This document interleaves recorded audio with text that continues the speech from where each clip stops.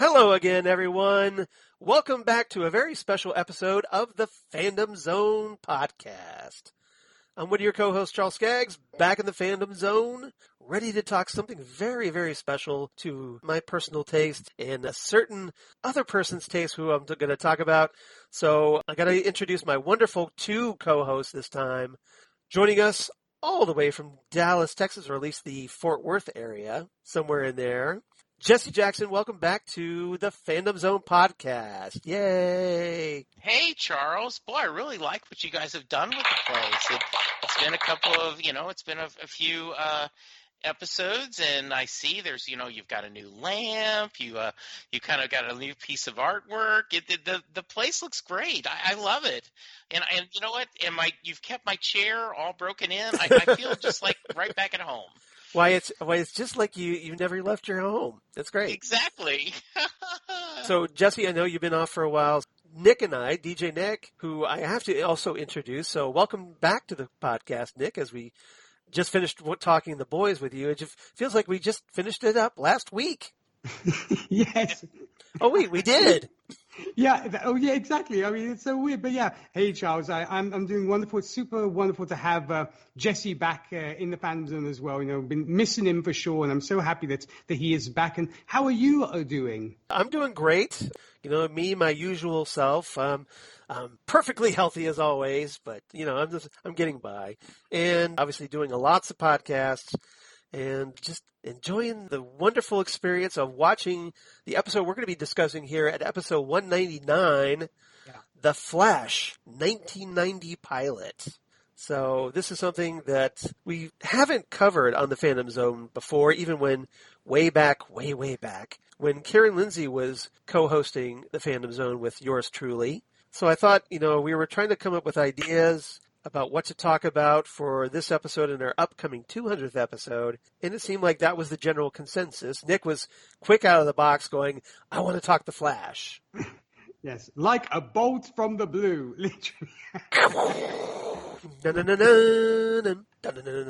So Jesse was kind enough to go along with our obsessions, so I want to give Jesse much credit in that regard. Yay. Well, I mean... Thank you, Jesse, for going along with our nonsense. No. I think this is great. And spoilers, we'll talk in a minute. Yeah. I thought your 1-2 punch to do 199 and 200 was perfect. Yeah. And so I think this is a great match. And, I love the fact that Nick has become such a podcast brother to both of us. Right. That he's been on Set Listing Bruce. He's been on Next Stop Everywhere. He stepped up for Titan Talk when you guys were talking Doom Patrol, and the same thing when I had a lot going on.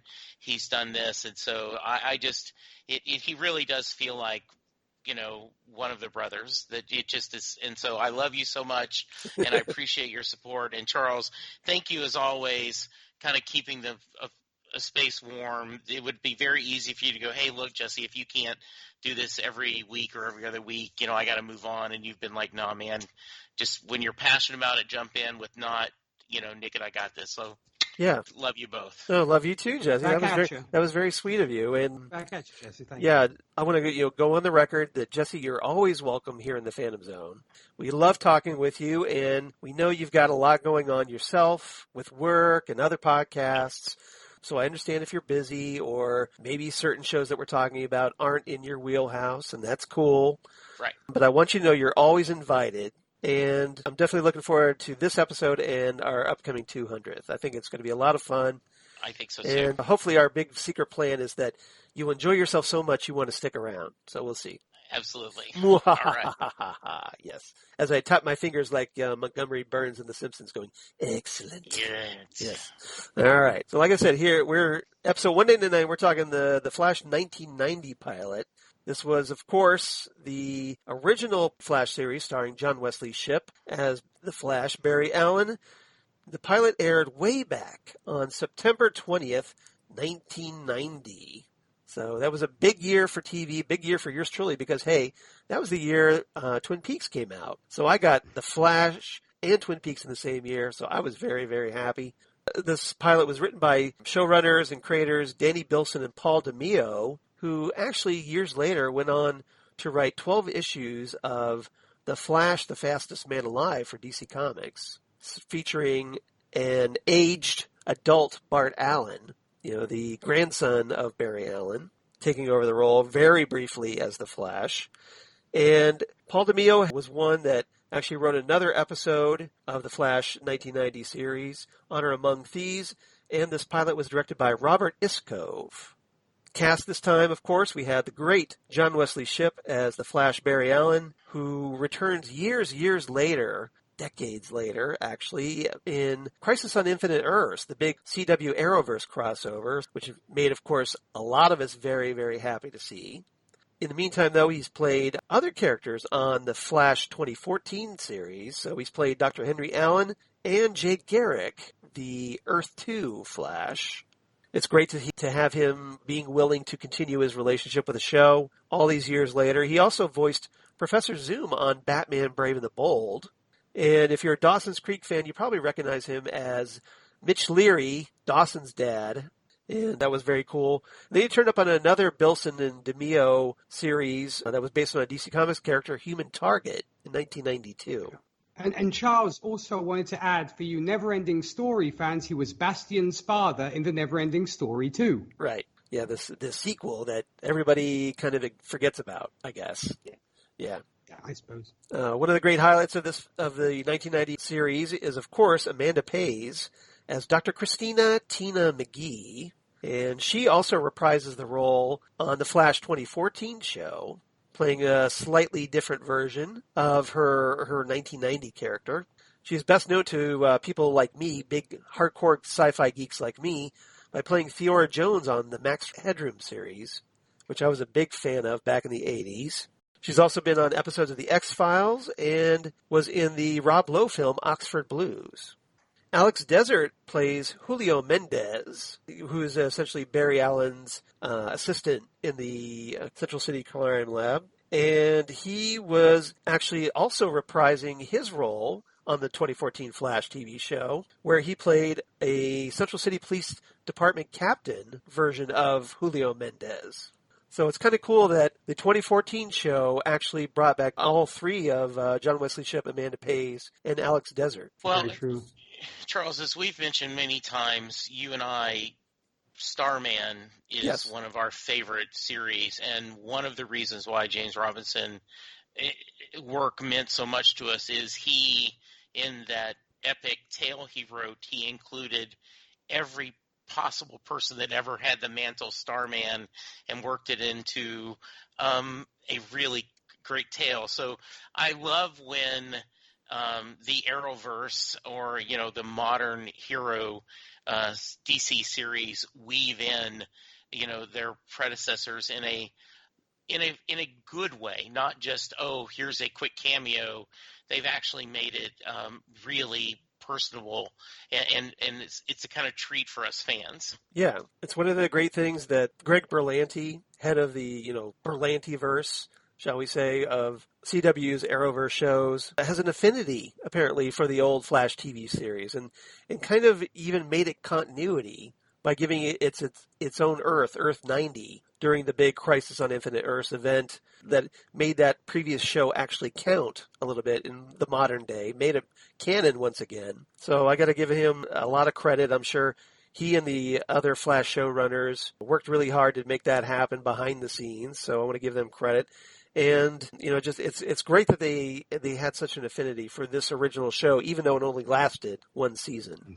Alex Desert also, I should mention, recently signed on to do he's the new voice of Carl Carlson and Officer Lou on The Simpsons. Yep. Yeah, so I thought that was kind of cool. And he's also played Nick Fury on Wolverine and the X-Men and Avengers Earth Mightiest Heroes animated series. He's also been in a couple cool movies, High Fidelity, starring John Cusack, and Swingers. We had Vito D'Ambrosio as Officer Tony Bellows, and he also returns to the 2014 Flash TV series, this time as Mayor of Central City. So Officer Bellows obviously moved up in the world a little bit from just a beat cop. He did okay. Yeah, he did and we love that. We love that couple in that first season. There's two cops in the entire throughout the season. Yeah, are just fantastic in it, Charles. I mean, they're two of my. Yeah, Biff Menard plays Officer Michael Francis Murphy. And essentially, Murphy and Bellows. And essentially, Bellows and Murphy are like the comic relief. Yeah. In a lot of ways, they're the kind of bumbling around cops who either have to go like, oh my God, it's the Flash, or usually end up taking villains into custody only to have them escape because of their incompetence. Yeah, the most incompetent cops ever. Yeah. But we love them even for their incompetence, I suppose. Exactly. One of the most notable actors in this pilot, Paula Marshall, plays Iris West, who sadly does not continue on past the pilot. And she, I'm sure, is very well known to a certain DJ Nick because, well, hey, she was in Hellraiser 3, Hell on Earth. Yes. As, she was better in Hellraiser 3 than in this, Charles. Believe me, I'm one of those people, we'll get into it, but I did not miss Iris West. I'm just going to say or that. at least this version of Iris West. Yeah. Yes. Yeah. But she's also appeared on the Superboy TV series. She was also in The Wonder Years, Spin City, Veronica Mars, and House. Yeah, Paula Marshall is one of my favorites. I first kind of had a crush on her in Rob Thomas's first series, The First Cupid, with Jeremy Piven.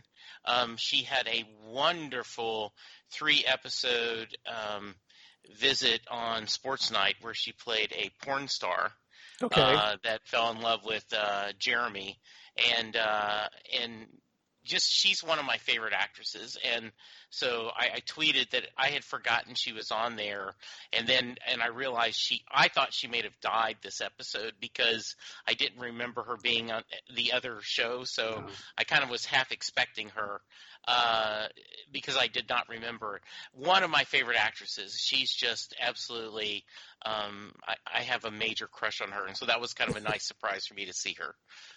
Well, you haven't lived until you've seen Paula Marshall getting her skin stripped off in Hellraiser 3. I'm just saying. Okay, well, as skinless Sandy. Okay. I'm just saying. All right. I'm just throwing that out there. Character actor named M. Emmett Walsh plays Henry Allen, Barry's dad, who's a bit of a dick in this a little bit. Mm-hmm. But he's a notable character actor. He's famous to a lot of people because he played Captain Bryant, Rick Deckard's boss, in Blade Runner, the original Blade Runner from 1982.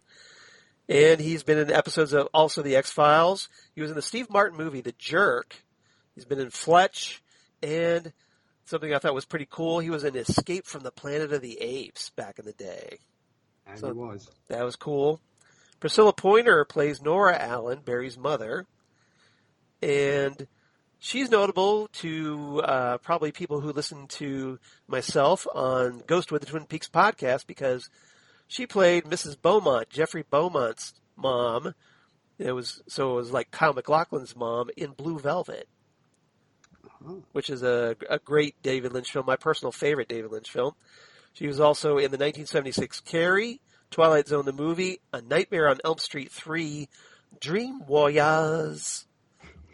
And we also had Michael Nader as Nicholas Pike, who is more known to soap opera fans because he was on the 1983 Dynasty with Joan Collins, and he was also on All My Children here in the States. And we had a notable kind of D-list movie actor, Tim Thomerson, playing Jay Allen, Barry's brother, interestingly enough, in this continuity. So essentially, Jay Garrick was recrafted, and we'll talk about this, as a brother for Barry, a brother he never had in the comics. So but also, Charles, it's yes. interesting that our villain and our hero both come from soap operas. Mm-hmm. Yes, it was. Yeah, because John Wesley Shipp has that soap opera background as well. Was he on like The Guiding Light or something like that? I think so. One of those, wasn't? Yeah, I think it was like a doctor or something. I don't know if it was either Emergency Room or Lord knows which one, because unfortunately my soap opera fandom is limited at best. But I do know friends, girlfriends of mine who are like, oh yeah, I love John Wesley Shipp in such and such a soap opera. I mean, he does have the soap opera good looks. I can see that. Yeah, I can totally see that too. But Tim Thomerson appeared in The Incredible Hulk Returns, one of those TV movies. I think that was the one where Thor appears. Yes. And that was interesting, if you remember that one from the 90s. He was also on Lois and Clark, The New Adventures of Superman, Hunter, and Mork and Mindy. And then we also, if you're, just for the sake of crediting her, Mariko Say plays Linda Park, who is another character in this one that, taken from the comics, but in the comics she was Wally West's love interest and eventually his wife.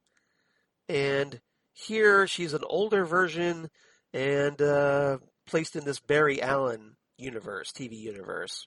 So it's a little different, kind of like with Tina McGee, because Tina McGee was also a love interest of Wally West. Well, I mean, a lot of the Wally West stuff does bleed in, because I believe comic book wise we were way into the Wally West run at this point, so it probably makes sense that they would pick from the Wally West run in that sense. Yeah, and I thought that was kind of a nice, just kind of a little Easter egg for us fans, though back then we weren't calling them Easter eggs, I don't think. Were we, Charles? In 90? I don't know. When DVDs came out, we started calling them Easter eggs. Okay. Yeah. So probably, like when 1990, early 1990s, that was probably VHS still. Okay. Because I remember getting like the Flash pilot on VHS, which I have right here. I see you do.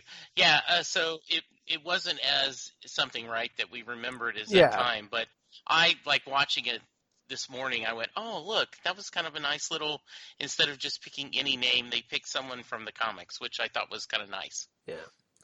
It was kind of like what they did in the better things they did in the Daredevil movie, the Ben Affleck one, where pretty much every single person name checked was either an artist or a writer on Daredevil. Yeah, little nods, like referencing like Frank Miller or Joe Quesada or something like that. Yeah, I totally get that. David Mazzucchelli, that kind of thing. Yeah. So before we get into trivia, I want to kind of get both of your general thoughts on watching this. Jesse, because we're old enough, we've actually watched this. We actually watched this on CBS way back in 1990. But Nick comes from a little different back because he's a youngin'. Yes. He's just a baby. So I'm trying to remember if I was active in 1990 on Titan Talk. I can't remember. I know, I think it was later in my run. I think it was later in the 90s when I got into it. And Titan Talk being the Titans, the Teen Titans Amateur Press Association fan group that both you and I had been a part of. Yes, that is our secret origin. Yes. So not secret origin. I'm just trying to explain that for people who might not be familiar absolutely. with that. Yeah. I remember, Charles, because this is after the Michael Keaton Batman. Yes. And it was one of the certainly not the most, because I would make the argument Superman is the first modern comic book movie with Christopher Reeve, but there had been a lot of bad comic book stuff on TV, and after seeing Batman and how well it was done, I remember being very excited about them doing a TV show, and could they do it well? And I remember being very, very loyal to the series. And I will talk a little bit more of this. I felt like they did not they made it a little too mundane villains. I would have liked a little more for the modern turn meta. Have had more meta humans. It was the Flash normally just fighting regular crop. Well, that's kind of what happened in the last half of the season. Yeah. I think they were getting a lot of criticism because they weren't featuring those villains that people wanted to see. Yeah. But by that point, I think a lot of people had started checking out of the series. Yeah. But I thought I was excited about it. I was very happy. Whatever night it was, this was something back then I did not tape on my VCR. This is something I watched live, and I was excited to see it. And I did both, by the way. Huh? Yes, I did both. Yeah, probably. I definitely recorded this on my VHS. Yes. Absolutely. So Nick, how about you? What was your first exposure to watching this pilot? Well, as you mentioned, Charles, I was 8 years old when this show came out. And it was one of the few shows that my sister and I did not fight over the remote for.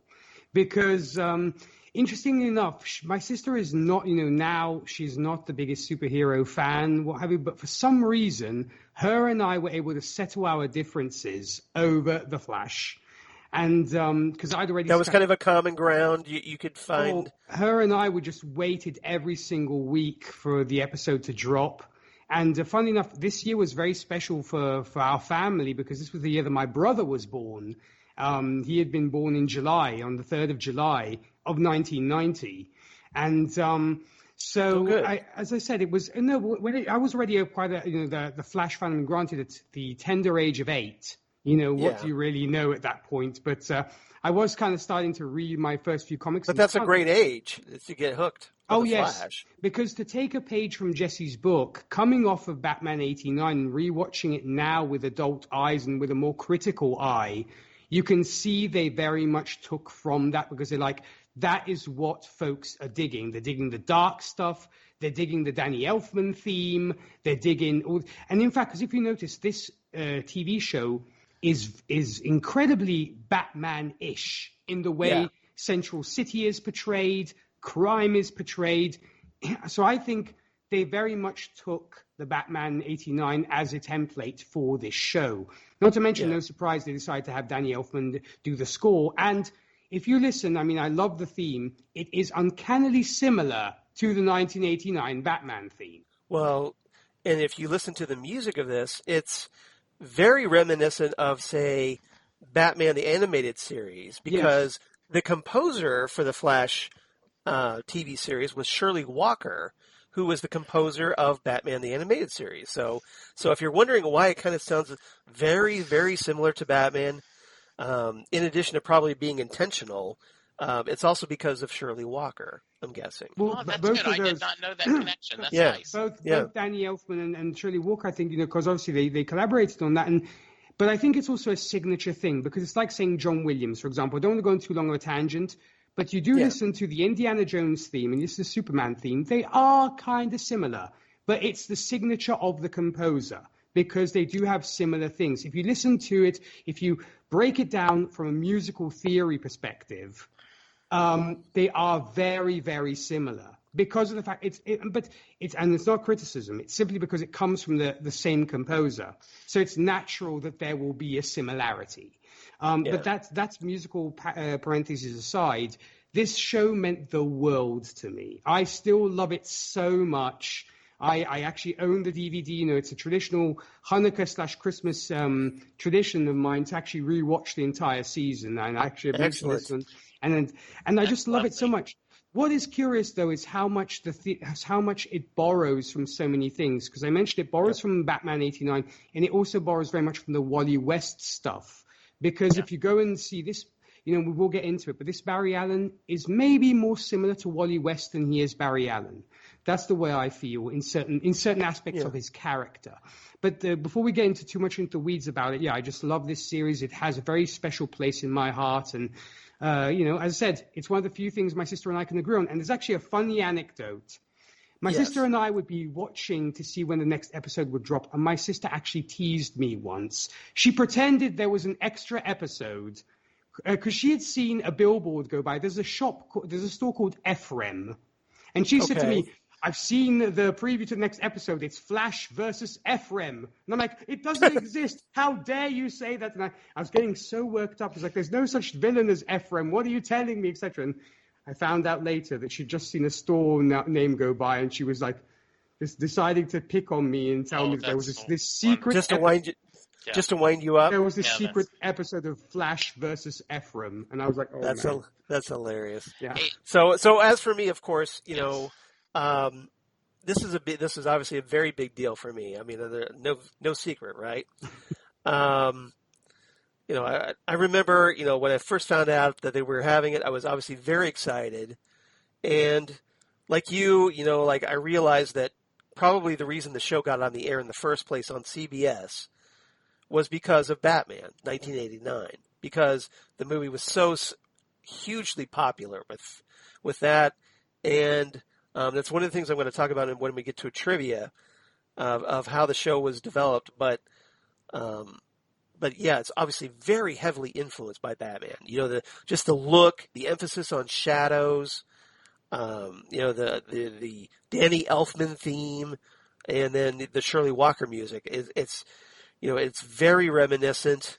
The suit, the Flash suit worn by John Wesley Shipp.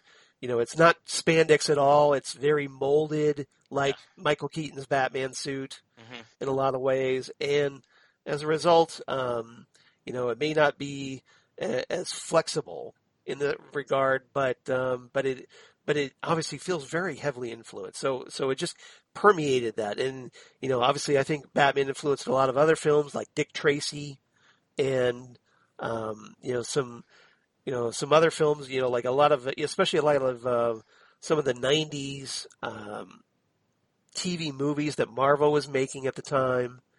So, because it was just such a fresh spin, and I can very easily see CBS going like, look, Batman's popular. We need something like that on our network and try and get some younger viewers, because most CBS viewers are, let's face it, very, very old. Yeah, especially back then, Charles. And just for context, in modern era, it is not unusual to have comic-based, TV shows. In fact, it's, often, I won't say it's majority, but it is definitely a healthy increase. I just did a quick search while you were talking because you mentioned Twin Peaks. Evening Shade. These are all shows that started in 1990. Evening Shade with Burt Reynolds, Fresh Prince of Bel-Air. And nobody remembers that one. Yeah. Law and Order, Beverly Hills 90210, Rugrats, which was a big player of my son. Yeah, Northern Exposure, Wings. One of my favorites. Yeah, Wings and Living Color and Blossom. It was a great year for television. Yeah, they were, but nothing close to The Flash. I mean, not anywhere close to, I guess Law and Order, but is crime fighting, and that's it. And that's how unusual they were going against the grain. And CBS was, Well, it was a primetime superhero television show. Yes. So CBS was taking a very big risk because, normally it's like, well, network TV shows, doctors, lawyers, and and then doctors and more lawyers, really. And the idea that you're using the or Flash, cop shows. You're not Superman. You're not Batman. You're not Spider-Man. This is the Flash. And for a comic book fan, absolutely, this is a great character. But it's kind of like when Marvel did Iron Man. As the start out, you're like, really? That's who your leadoff hitter is? And so, and when you think about it, and I can't wait to hear the trivia, but such a blessing we got this. We got one season. I would have loved more, but the idea that we got this and that, young Nick and you and I coming home from work, getting to see that is just a joy. Yeah, it's obviously something, like I said, very near and dear to my heart. I mean, being a Flash fan of the comics, there was some things, and we'll talk about that the differences from the comics and the TV show, primarily because it borrowed a lot from the Wally West era in that regard. But yeah, it was just wonderful, and you could see CBS going like, well, it's a superhero, but he works for the police department, so they could like go, well, to probably to the investors or whatever, going, look, it's a cop show that just happens to be a superhero show. True. And I'm sure that's where a lot of the emphasis was. And it's so funny, Charles, thinking here 30 years later, how commonplace, as even Jesse was saying, it is to have a superhero-themed TV show as in primetime TV. So I think in part we do maybe have to thank CBS for maybe being so forward-thinking to think that you could even have a superhero TV show airing in primetime. Because as I said, today, nobody kind of raises an eyebrow when, you have a Supergirl or a Batwoman or whatever on primetime TV. So I think these were very much, they blazed the trail for then it becoming status quo. Keep in mind, let's put this in its proper context. So it's 1990. The only superhero TV show on the air at the time was Superboy, but that was in syndication. And before that, the last superhero TV show on television, especially primetime, was the Batman TV show back in the 60s. Or no, I stand corrected. It was the Incredible Hulk was the last one. Or if you go further back, the George Reeves Superman. And and you go back, but and also the short-lived Amazing Spider-Man show. But probably the Hulk was probably the I last. would think so. The probably the most recent, the closest to the Flash is what I'm saying. In that time frame, yes. Yeah. So it had been quite some time since a superhero show was placed on TV, and then the Hulk was a CBS show, if I recall correctly. So that kind of made sense that CBS would probably be the ones to try that again. Hey, we got 4 good seasons out of the Hulk, the Incredible Hulk, so let's try something else. And hey, this Batman thing is popular again. So what do we got? So trivia, since we're kind of already in that mode anyway, the development for this series began in 1988 when Warner Brothers Television, they were trying to develop TV films based on DC Comics characters for CBS. And Danny Bilson and Paul DeMeo came up with one that featured several superheroes, including the Flash, although their project wasn't made. And then in January 1990, probably after the success of Batman, new CBS Entertainment president Jeff Skaggs got really interested in creating a series based on the Flash. And they announced the show a few months later. And the role of Barry Allen was originally offered to Jack Coleman, who turned it down because he didn't want to wear tights and be involved in a superhero show. Now, Coleman, ironically enough, later goes on to play the role of Noah Bennett on NBC's Heroes. The 2-hour pilot, which we're talking about, cost $6 million. And keep in mind, that's 1990 money. So it was ridiculously expensive. And then each episode of the full season cost around $1.6 million to produce. So obviously it was an extremely expensive show, and that's one of the reasons why, with the ratings going down, CBS pulled the plug after only one season, because if it's not making you money, it's gone. And it's costing you money.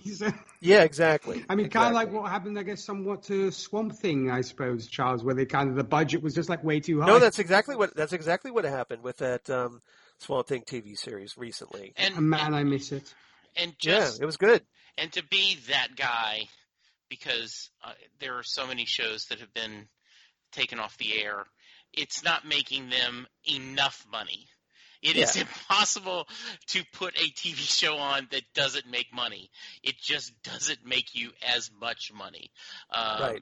And so, you're right, though, because it was at it wasn't as cost effective. Right, exactly, yes. Yeah, unfortunately. Obviously now that I'm older, I can understand that somewhat, but when, back in 1990, I'm just like, you bastards, you canceled my favorite TV show. So... You canceled Platypus Man. Yeah, exactly. Sorry. Throwing a Simpsons reference. That's all right. That's good. Yeah, not the first or the last time Charles, Nick, and Jesse will be shaking their fist Shaking your at fist. Network TV. Yes. How dare you cancel Networks! Firefly? Yeah. Boy. That's another one that got a lot of people upset, obviously.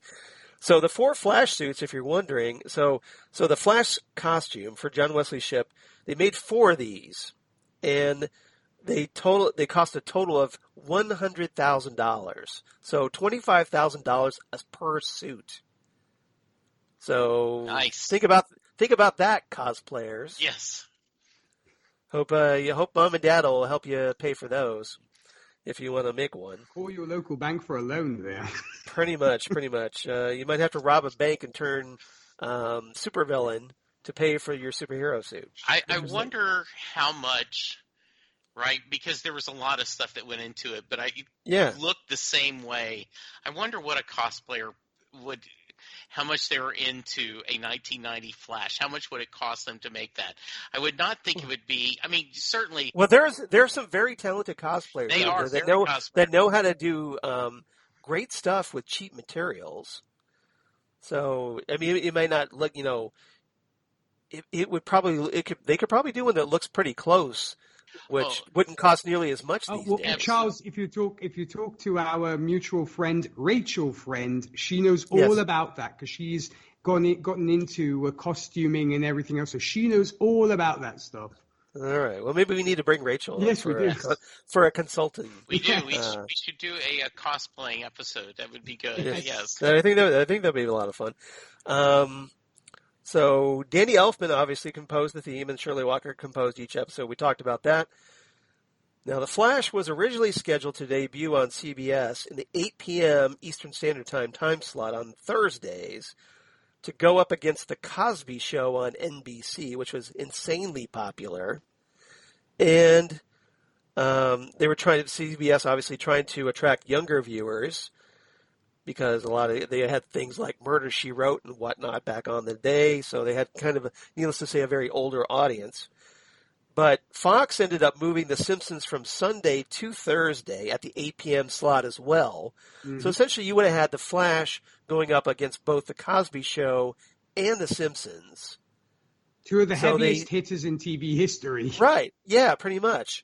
And so, as a result, CBS moves the show to 8:30.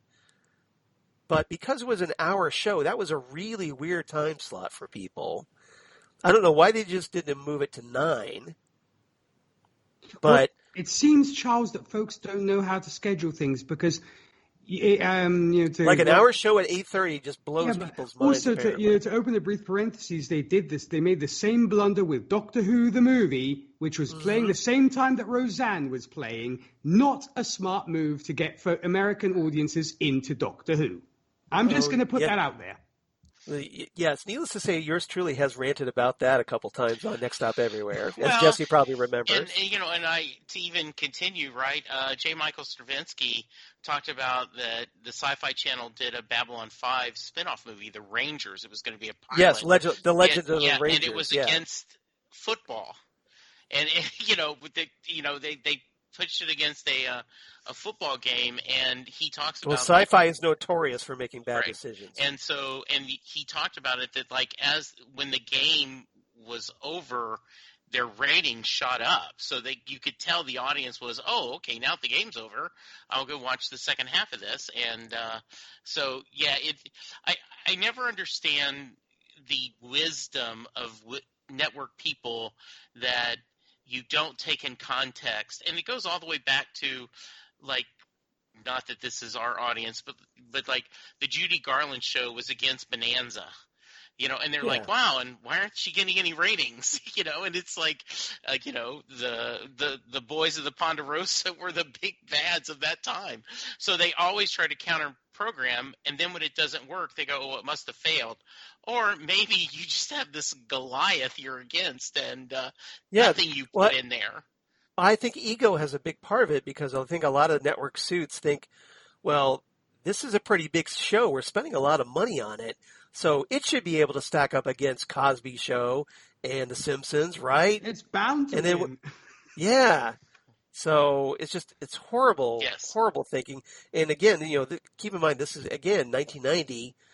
they didn't know how to program a superhero show. They didn't know how to schedule that right. So obviously the ratings started trailing off on when it was on Thursdays, especially with that weird time slot. Yes. So then they ended up bumping it to Saturday nights, which, of course, kiss that show goodbye. Yes, absolutely. You might as well be on Friday nights at 10 in the Friday night death slot. Because you notice now in modern which is day, where they buried. Yeah. Which is what they did with Constantine on NBC. Yeah, there are no new shows on Saturday nights anymore. Yeah. I mean, no network puts original programming. They either put, repeats or, sports during the different time. It is not something that they do because they know their viewers aren't there. Yeah, and this is why you don't see a lot of DC or Marvel shows on network anymore. Right. DC's found a little bit of success on the CW, needless to say, but even that's starting to trail off. Yeah. Which is why the big shows that DC Comics and Warner Brothers are making are now going to HBO Max instead. Well, yeah. So also there, the business model's completely changed, Charles, because now it's all on demand, so it's a whole different ball game. But yeah, of course. Absolutely. Yeah, and exactly. You bring up a great point. Is that because of streaming services and on demand that. This has affected a lot of shows. The ratings are way down. I was noticing that the Flash pilot got 22 million people watching. Wow. Which today would be insane. Yes. It was a big deal even then. Yeah. And so a lot of people tuned in this pilot.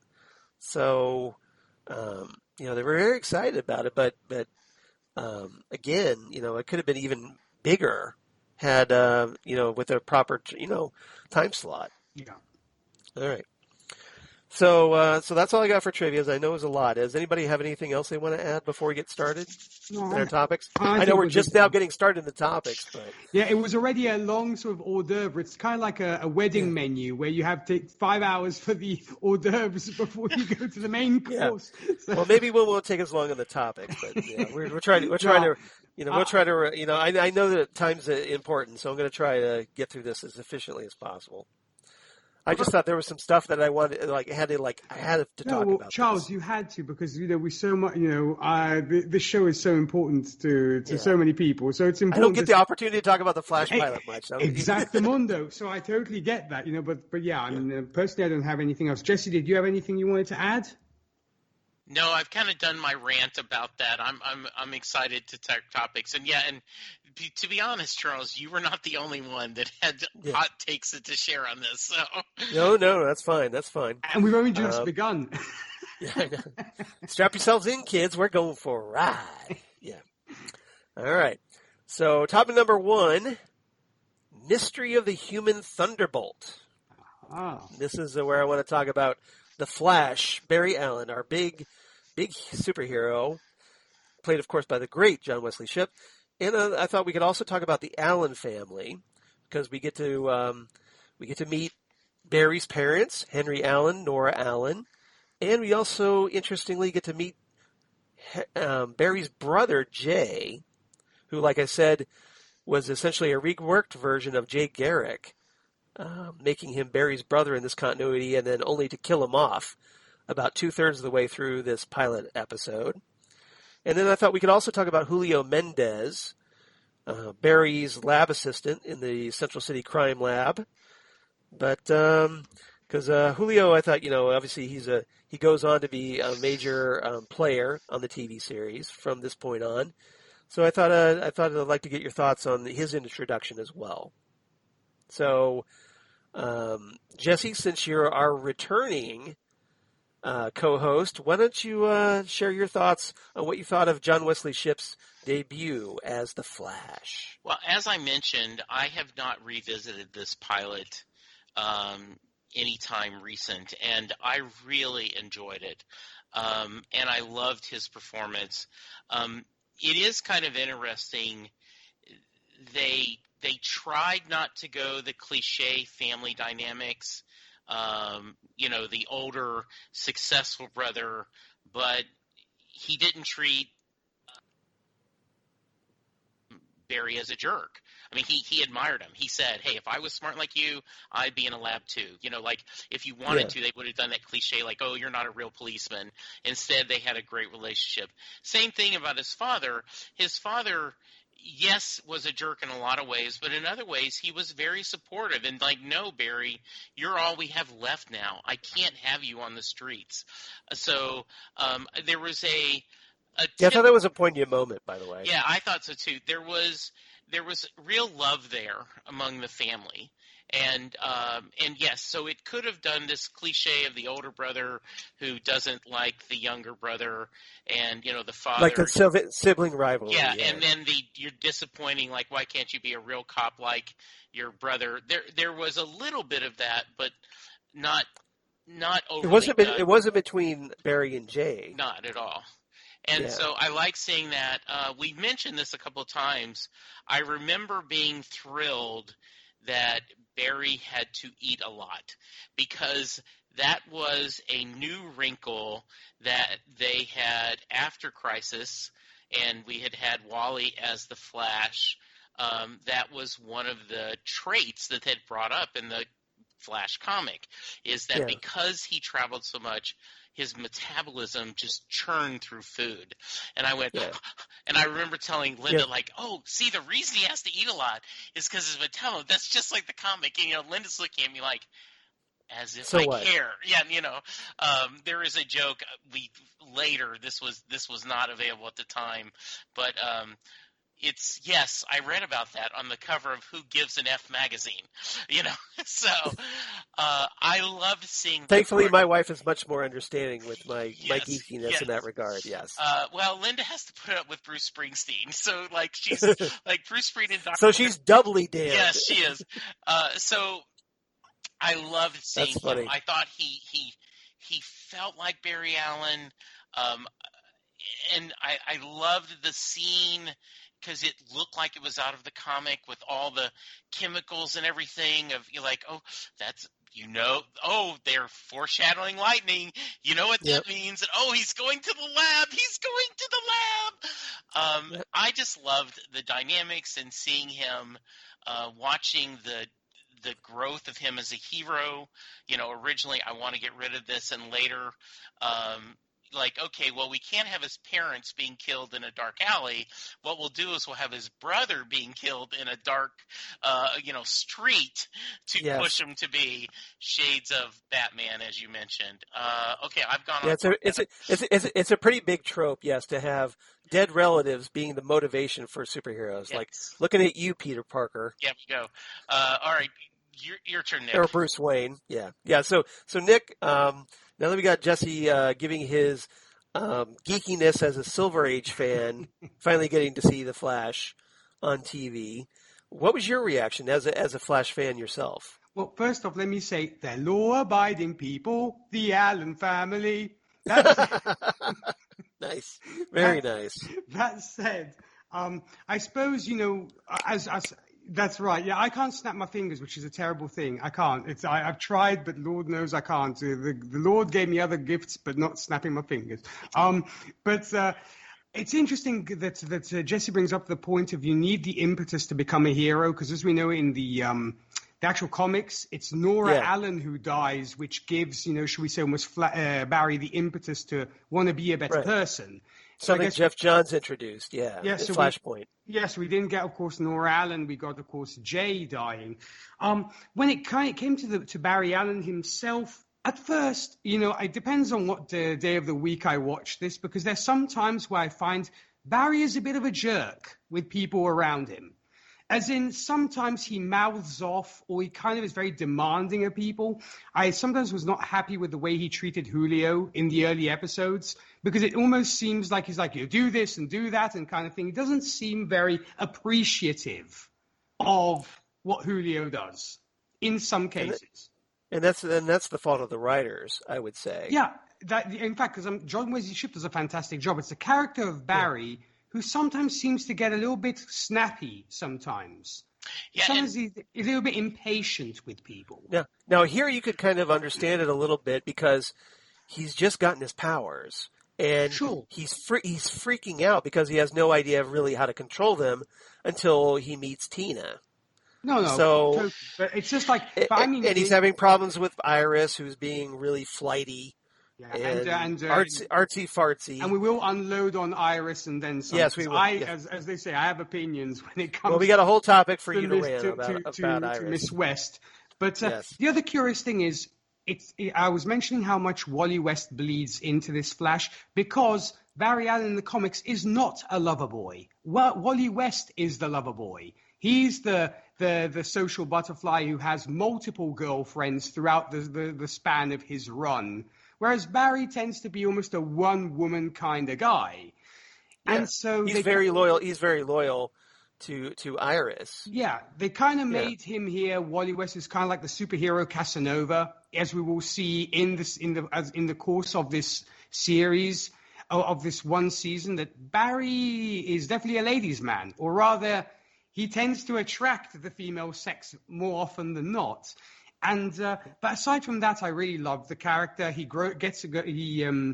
grows into the fact of wanting to do the right thing and wanting to almost, I don't know whether it's he wants to impress his father in some way and prove himself to his dad, aside, of course, from wanting to avenge Jay's death.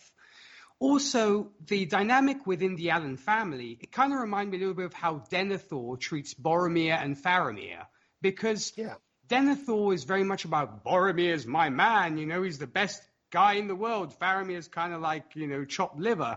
And it almost seems to me like he tends to be that way with Jay and Barry. Jay almost seems to be more of the favorite son compared to Barry. Right. Granted, at least as far as Henry's concerned. Yeah, yes, I agree with that. Yeah, I mean, the thing is... I don't think Nora plays favorites, No, but I think Henry does. No, Nora I think she loves her sons equally. I think Henry, it takes Jay's death to appreciate Barry. Because I think you're right. Because before that, he's all about, Jay's my man, he's a cop just like his old man. Whereas he's a real cop. Yeah, whereas Barry's, dresses in a lab coat and analyzes fingerprints. At least that's the way that Henry looks at it. Well, he kind of does this backhanded compliment. He's like, well, the lab guys are important, but it's real cops like Jay who get the job done. Yeah. That's where I got the whole... A gun, a badge, and a prayer, and it's funny because you had both Barry and Jay making fun of him saying this. Yes, they did. That was a really because they've heard it for years, probably. Yes. It's definitely like a mantra that he lives by. Yeah. But yes, I mean, I loved it. I mean, granted, as I said, being such a huge fan of the character, I was very happy with this Barry Allen. It just seems to me that from time and again, he seemed a little bit snappy and impatient with people, because there are times when he is also with Tina. Sometimes he's not as kind or as nice as he could be. He's like, I'm going to do this, screw you. I'm going to do this. So he seems very impatient. But then again, it's almost the trait of a speedster to be impatient and not want to wait. I think you mean impulsive, perhaps. Yes, impulse. See what I did there? Yeah. Nice. One thing I really loved, which, by the way, I meant to say, I thought Thunderbolt was going to be in Stargirl next season. Oh, wait a minute. I'm sorry. Your topic. Yes. Yeah. There's a reason for that. Yes. Maybe Nick knows it. Yes, it is. I'm suspecting it. I also love before he gets his powers, you see Barry in a lot of red. He wears a red shirt. He's got some red pants. He's, I think that was kind of a nice thing. And then once he has the powers, they switched away from that. But before, I thought that was a really nice, kind foreshadowing. of like, you often see Luthor like in purple a lot, like on Smallville, you would see Michael Rosenbaum. So really cool. I think great points. Or Clark wearing red jackets, and blue T-shirts, that kind of thing on Smallville. Yes. Yeah. So, John Wesley Shipp, for me, I didn't really see him as being constantly irritable. I saw him being occasionally irritable, but I think John Wesley Shipp, right from the start, I think he strikes me as just, he's Barry Allen. He does a great job, I think, of and it's a very different Barry Allen from what we see in the comics.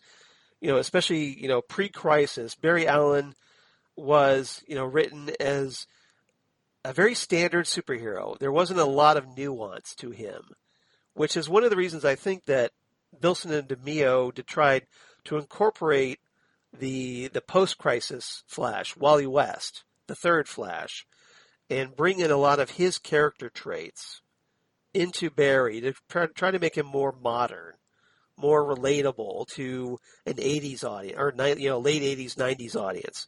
And so consequently, this is why you see things like, the increased metabolism that Mike Baron introduced in his early Flash issues featuring Wally West, starring Wally West. So, and then the kind of the playboy a little bit, because Wally in Baron's run was very much a playboy, and I'm sure probably some of the network suits were like, well, hey, why does Barry have to be tied down to one woman? So let's have him play the field. Yeah. And so that's why I think they wrote out Iris out of this, from this point on, because they do kind of reconcile in this pilot, and then all of a sudden she's gone by the second episode. It's very weird, Charles, though. Let's be honest, it's very weird.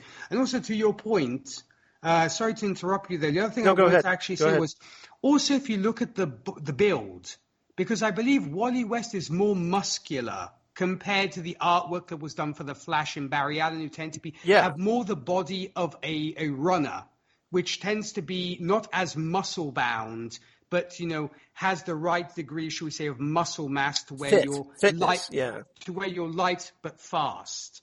Whereas this Barry is much more, shall we say, muscular, which is, if you look at the artwork for Wally West, he's a little more broad-shouldered. Yeah, Wally West tends to be more muscle bound than Barry Allen in the comics, at least in the artwork. Yeah, in the early ones, especially when it was drawn by Butch Guice. Yes. Yeah, he was. He had the body of a runner as Barry Allen. essentially, you look at they're not weightlifters, because you have to be light in order to run fast. Yeah, but again, you got to look like you can fill out the suit. And to John Wesley Shipp's credit, he looks like he could fill out that suit. When you had Michael Keaton and Batman wearing his suit, obviously there was a lot of padded muscles. Oh, sure. But here with John Wesley, it's pure Shipp. That's pure Shipp, exactly. That's all Shipp, right? So he doesn't have to. The man is seriously ripped. I'd forgotten how ripped he was. I was like, wow. Yeah, yeah, you like when he's on the treadmill, and I'm sure that was a lot of eye candy for a lot of. I'm sure. A lot of ladies and probably a few gentlemen as well in that regard. So, but yeah, I find he's a very wholesome character, this Barry. He's trying to, he wants to fight crime, but he's doing it in his own way as Barry, and his father can't see that. His father is very much old school cop. He's we find out, he was a former cop, so it's essentially a cop family, that's probably gone down through the generations. Yeah. And so consequently, Henry sees Jay as the ideal son because he's the traditional cop. Now, to Jay's credit, though, I'll get you to Jesse. Don't worry. I'm not trying to cut you off. I promise. But to Jay's credit, he doesn't try to live up to his father's favorite son standard. He's very sympathetic toward Barry, as we see in this early on. He's when Barry gets frustrated, he goes outside after getting the page to go to a crime scene. Jay follows him outside. He's like, look, it's the old man blowing hot air. Just ignore him. And so you kind of see where Barry and Jay were very supportive of one another in a lot of ways, probably, dealing with their old man's attitudes toward police work, especially in the modern day. So they probably relied a lot on each other, and I really liked that relationship they had. For not having Barry not having a brother in the comics, I thought it worked pretty well in this pilot. Just like Boromir and Faramir. Yeah. So Jesse, go on. Yeah, I no, know you've been I totally agree. eager. And what's also kind of nice is we don't watch it anymore, but for the first 3 or 4 seasons, Linda and I watched Blue Bloods, the Tom Selleck cop show. And one of the staples is on Sundays they had Sunday dinner, the whole family together. And this you could see, not just because it was a birthday, but you could tell they do this fairly often, right? Like they get together. Iris is very comfortable there. They all know Iris. This is a family dynamic that they do. And absolutely, I thought the moment where he gives him his old medal, right? And like, hey, where did that come from? Well, I borrowed it years ago. Yeah. And like, well, what else do you have in mind? Well, wait till Christmas, right? Was a kind of nice line. I totally agree. I think they had a good relationship. And once again, if I'm going to Monday morning quarterback or 20 year later edit, I probably would have not killed off the brother and had the dynamic of him not knowing, Barry is the Flash, and kept. And then he finds out later. Yeah, maybe, and have that kind of, that closeness together as brotherhood, but then it causing a strain because the brother being skeptical of this vigilante. I love their friendship together, and I think, and it was really nice, and I also, and I know this is kind of not what we're talking about, but did either of you see things and go, wow, this was an influence on the modern Flash? Because things that got right, they embraced and doubled down, and things that they feel like, oh, we could have improved on that. I really do feel like this is I just saw a lot of like, oh, okay, that's why they don't do that or stuff. It just was really lovely to see. Yeah, I think the 2014 show learned a lot from the 1990 show's mistakes. Yeah, exactly. Especially in getting the villains out there right from the start. I agree. Yes. Oh, yes. So not just making it about like, oh, we got to fight a biker gang. Yeah. So which is a very tame threat for the Flash, especially knowing his skill set and his power set. Well, maybe it could be because of the 90s, the whole thing about street crime was a big deal in the States, I'm thinking. Right. So it could also be that. And also being, should we say, inspired by 89's Batman, it's all about petty crime, if you will, and cities being so devastated. Because I believe if this is like fashioned almost after New York City, from what I was told, New York City was an incredibly dangerous place to go in the 90s. So I'm thinking that is what they're almost tributing is crime-ridden cities were maybe the big deal and the thing that everybody talked about then. I mean, I'm just spitballing here, Charles, but that's maybe where they're coming from. Maybe for me personally, it wasn't until like Mark Hamill shows up as the trickster. Yeah. Where the show really started finding its way. Well, I agree. And I think, Charles, you brought up a really good point that, your showrunner, and the networks are, okay, but it's going to be a police show, right? Like, I understand he's got a red like they view suit, it as a cop show. Like, but this is, yes, it's a cop show. It's going to be, we're going to do, we're going to be fighting regular criminals, and he's going to be doing that. Okay. Well, it's a cop show, but the little twist is that he can run fast. Okay, I can live with that. And so you wonder how much they were kind of, their hands were tied on how, because of the network suits. Yeah, exactly. Yeah, I agree. No, I really. So what did everybody make? Once Barry's finally in the suit, and he's acting as the Flash. He's doing the super speed tricks, and obviously this is years before proper CGI. Mm-hmm. So we're dealing with 1990 special effects, which are obviously very limited compared to today. Cool. So what was it? Taking that into context? I thought they did a great job back then. It still holds up today, Charles. To be honest, I don't find it hokey or like, if I go and watch certain movies which had bigger budgets than this, the special effects are god awful. Like Spawn? Yes, in fact, I mean, I hate to constantly go to Spawn, but yes, you have read my mind. But, yeah. But I don't think the speed effects were that cringeworthy, to be honest. I mean, I still bought them today. I mean, granted, it doesn't take a lot to impress me, but at the same time, it doesn't look weird. It doesn't look jarring. You still buy into it. The physics and stuff I think, are more than serviceable, for a 90s TV show. Kudos to, I mean, compared to even Justice League's Flash, where he is skating, for crying out loud. And it's so weird at the end of the Justice, because the effects are great up until the end. At the end, you see Flash but he's skating. like, la la la, yeah. He's like, what are you, seriously? I mean, come on. With Ezra Miller's weird running style. Yes, he's a speed skater. And have you become Miss Kwan or something? Kind of just skating to the cold. It was terrible. This is serviceable.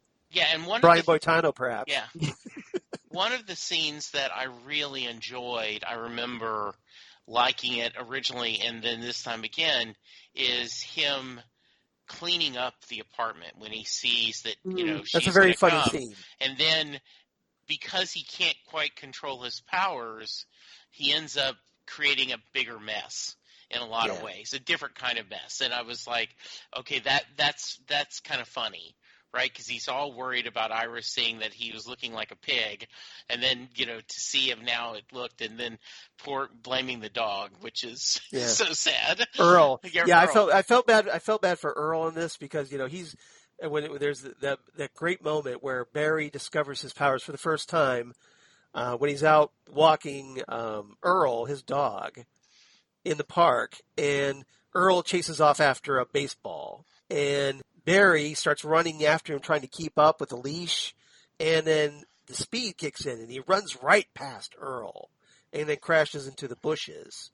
But Earl is like traumatized by this whole thing. Yes. So that every time Barry uses his powers, Earl's like heading right to the closet, grabbing a very convenient sock or something that's tied to the door, and pulling the closet door shut. Yes, I thought that was very clever. That was. I actually also wanted to point out, what did you guys make of the other effect that we get of Barry traveling, where you have the camera almost in first person? I love that. Seeing chasing through the streets. Did you guys like that? Yeah, I mean, because the point of view shot is what you're talking about, right? Where it looks like you're looking shots, through his eyes, running down the streets, and you're like swoosh, swoosh, swoosh. Yeah. I mean, I thought that was great because, again, you're dealing with 90s special effects, so you have to convey that speed somehow. And I thought the POV shot, which is essentially just like, taking footage, driving down a road, and then speeding it up really fast. And then, with quick cuts and whatnot, was very effective in conveying that sense of speed. I thought it was really well done. And it became very iconic with the show throughout this season, I think. Yeah, it was good. It was great. Any thoughts on Julio from anybody? The introduction of Barry's lab partner is. Go ahead. As I said, Charles, I think he gets a little bit mistreated by Barry sometimes. I think Barry sometimes underestimates his intelligence, to be honest. I mean, granted, okay, Julio is his assistant, so possibly he doesn't, I don't know whether he's got a degree or not, or he's just kind of an intern, if you will. But it seems like sometimes Barry treats him a little bit with kind of, he's like, you do this, you do that, and all this kind of thing. And so, if he's like the senior, maybe he's the senior chemist and Julio is the junior. Yeah. So maybe he just delegates a lot of stuff. So like Barry's in charge of the department, perhaps.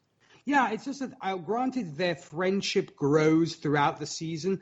But at first, it seems like, as I said, he maybe is a little bit snappy with him.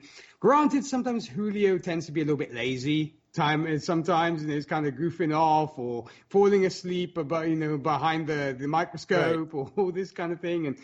But it's a nice dynamic because then, of course, they then develop a friendship, and you can see the seeds of this friendship, which will be a big point in the series.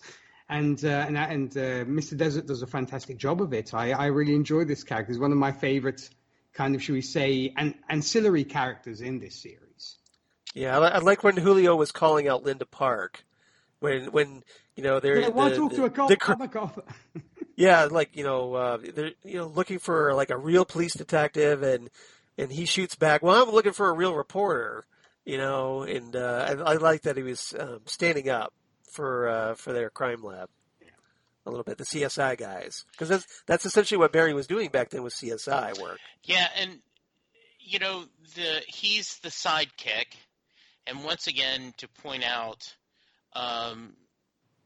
Cisco and the other, in the modern era are much more than just the trusty sidekick, right? That is because they have their own powers. Yeah, and well, even before he had the powers, there was a fully fleshed character. This one is a little, and you could just see that. That is because he is he's the sidekick, and he's kind of there. And I do think if the series had lasted longer, they would have done a little bit more with it. But yeah, certainly an interesting character that we would have liked to see more of.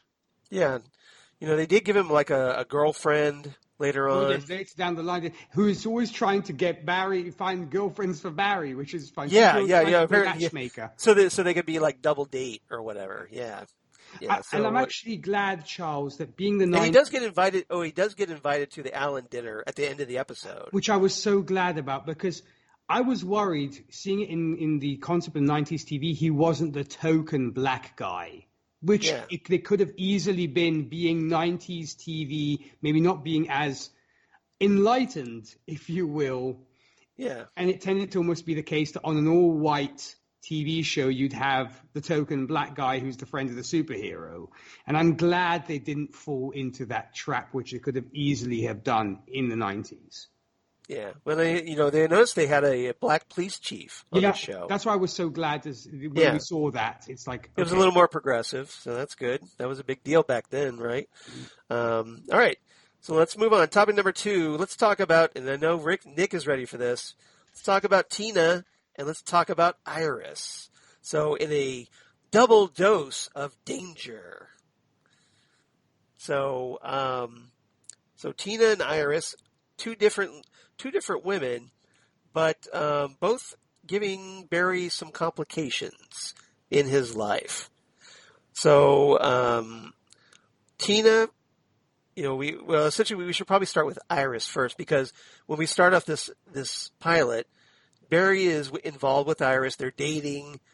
Barry apparently wants to move things forward. He's willing to propose to her. He's willing to commit to her. But Iris, being flaky artist chick in this version, instead of the, news reporter for the Central City Picture News that we see Candace Patton on, as on the 2014 show and then also in the comics. That she's a much more less committal, shall we say, and is not willing to get into that relationship. So that kind of creates some friction between them. Mm-hmm. So what's everybody's take on Iris first?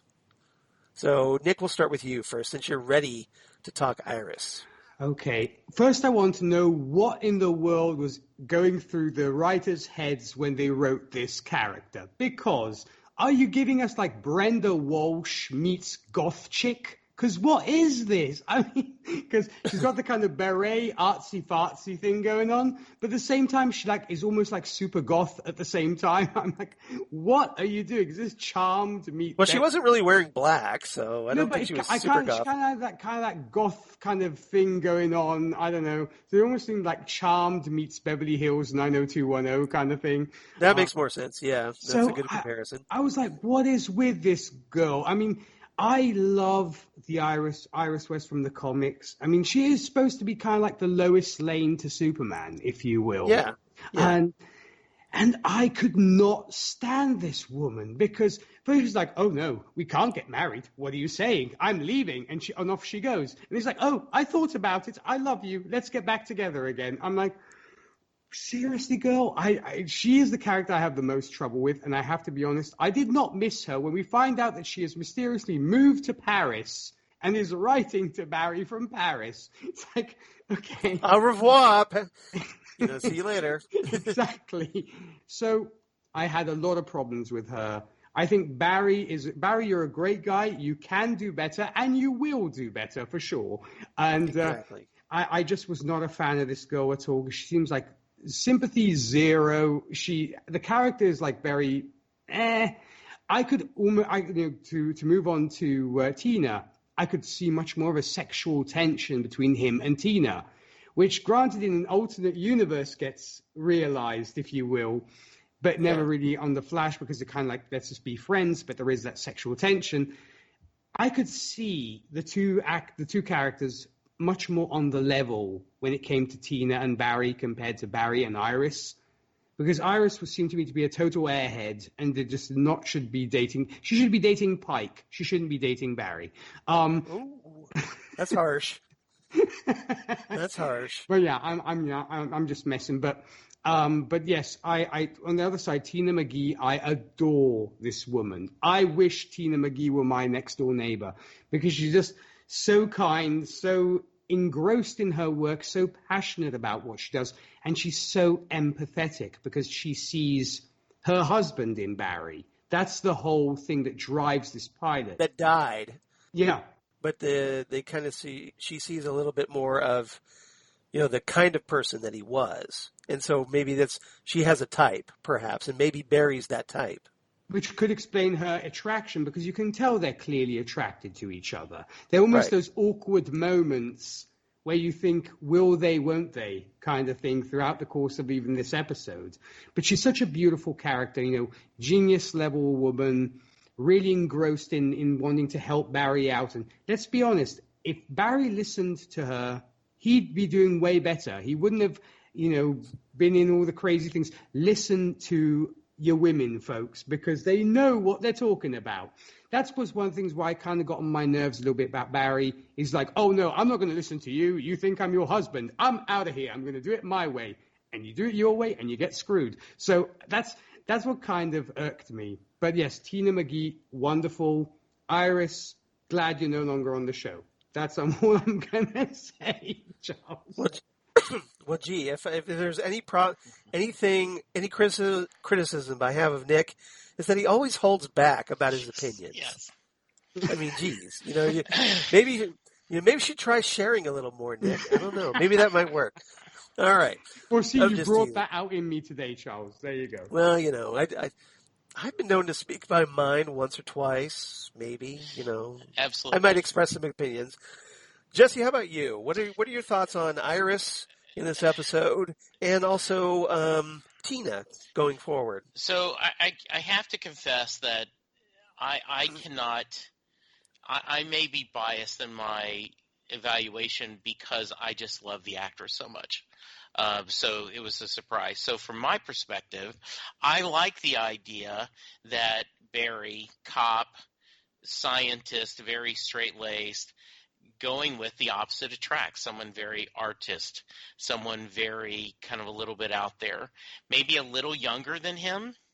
Yeah. And so I like that dynamic. I think she's very, with the exception of the fact of wanting to get married, and that's because she's still young and she's into that kind of, hey, I'm this rebel. I'm only 25. I'm this rebel and I'm, kind of doing things out there.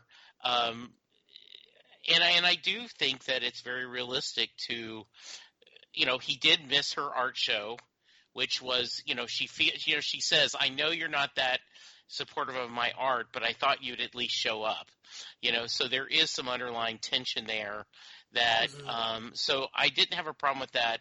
And I do understand maybe because, the romantic dynamics of her saying, okay, maybe this isn't working out, and then coming back and going, you know what, I'm more miserable without you than I am with you.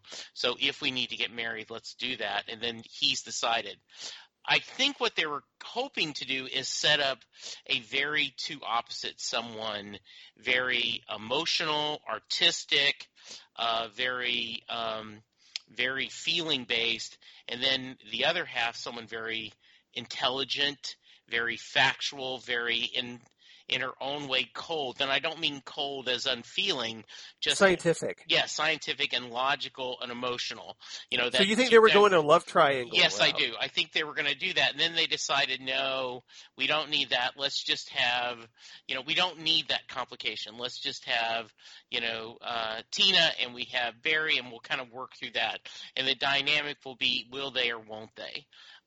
So I have no problem. But like I said, part of that is because I am a huge Paula Marshall fan. So you're biased. Yeah. Yes. In fact, quick note, a really good friend of mine went to high school with Rob Thomas from Veronica Mars and Fame, and he said, "Hey Rob, Jesse is a huge fan.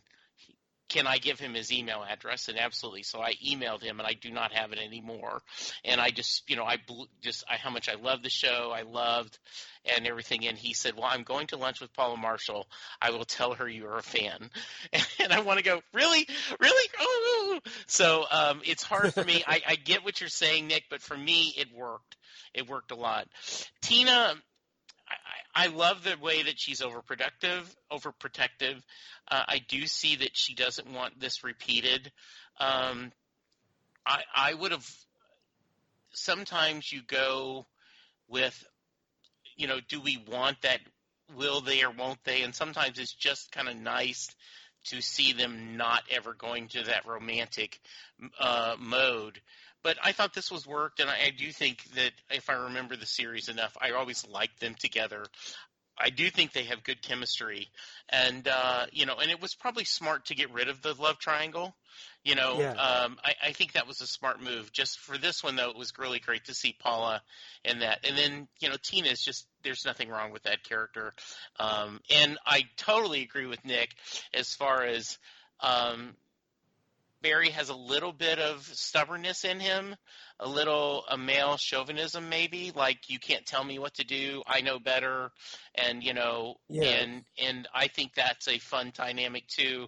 I absolutely agree with Nick. Like if you just had listened to her, you would be in so much better shape. Well, I think one of the things that's interesting about Barry and Tina's relationship is that they're both kind of stubborn. Yeah. If you notice, they're both very headstrong in a lot of ways. So consequently, they each, especially in this pilot, I think that softens over time. But in this pilot especially, they each think they know what's best, especially regarding the other, and so they're not as sensitive as neither one. I think is as sensitive as they could have been in this episode.